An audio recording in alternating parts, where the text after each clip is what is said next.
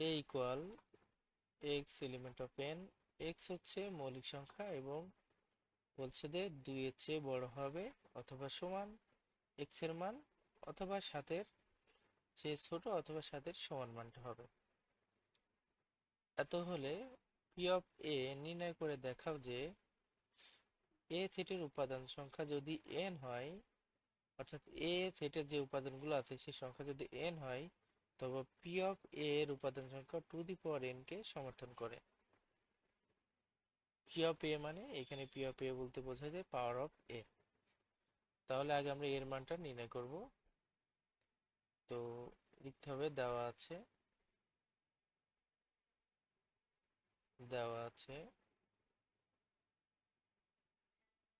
নিব a equal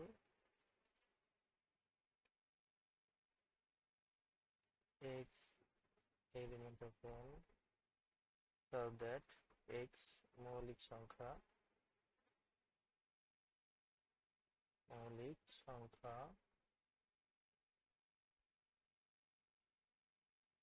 এবং 2 less than or equal x less or equal 7, এটা। এখন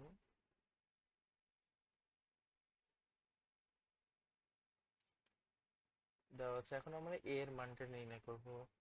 a এর মানে আমার বলছে কি যে এখানে x এর যে উপাদানগুলো হবে সেটা হচ্ছে n মানে ন্যাচারাল নাম্বার অর্থাৎ স্বাভাবিক সংখ্যা।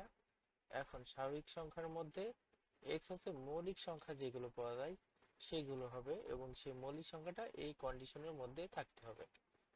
তাহলে আমরা লিখতে পারি যে মৌলিক সংখ্যা কি, সর্বপ্রথম বলছে 2 এর সমান অথবা বড়, তাহলে 2 একটি মৌলিক সংখ্যা, আমরা লিখতে পারি 2।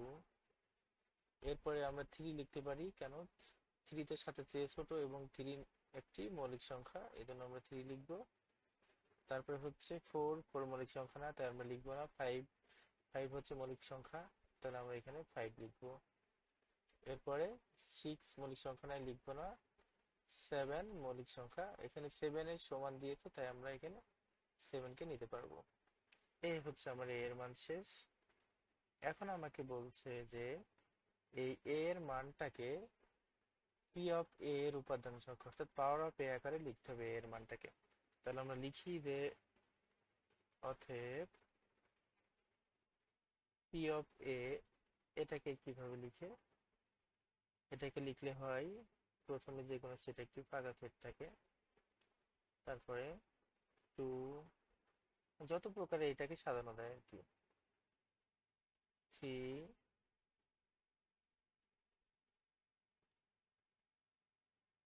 5, 7,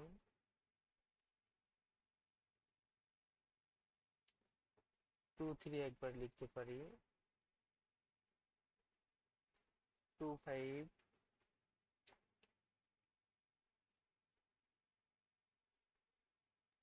2, 7, 3, 5,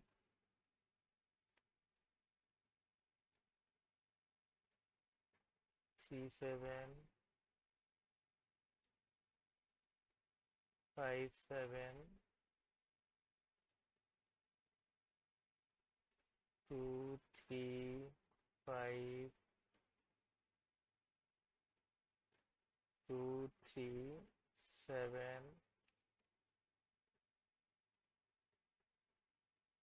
2, 5, 7,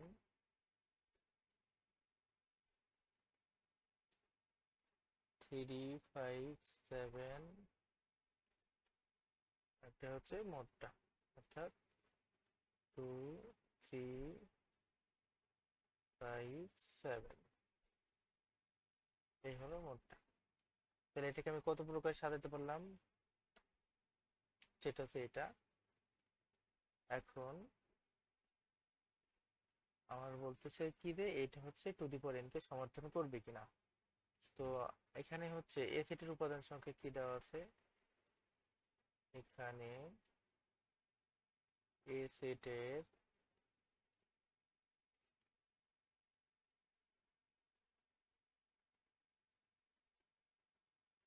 উপাদান সংখ্যা কয়টি পেয়েছি আমরা? উপাদান সংখ্যা কেন্দ্রে প্রকাশ করা হয় n = 4, অর্থাৎ 4টি পেয়েছি উপাদান সংখ্যা। তাহলে p of a p of a p of a এর উপাদান সংখ্যা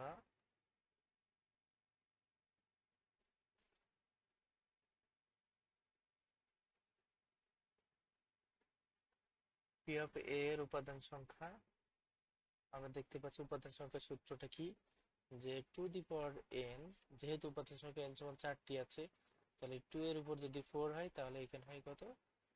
16, অর্থাৎ 16 হয় এটা। তাহলে p এর উপাদান সংখ্যা আমরা কয়টি পাচ্ছি? হচ্ছে 16টি। তাহলে 16 কে আমরা লিখতে পারি to the power 4, R to the পাওয়ার 4 কে আমরা লিখতে পারি to the power n।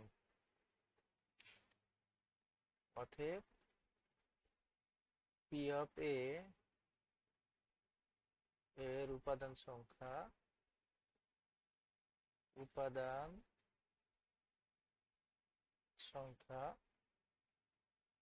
To the power n কে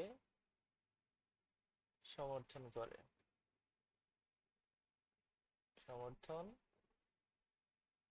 করে, এটাই উত্তর।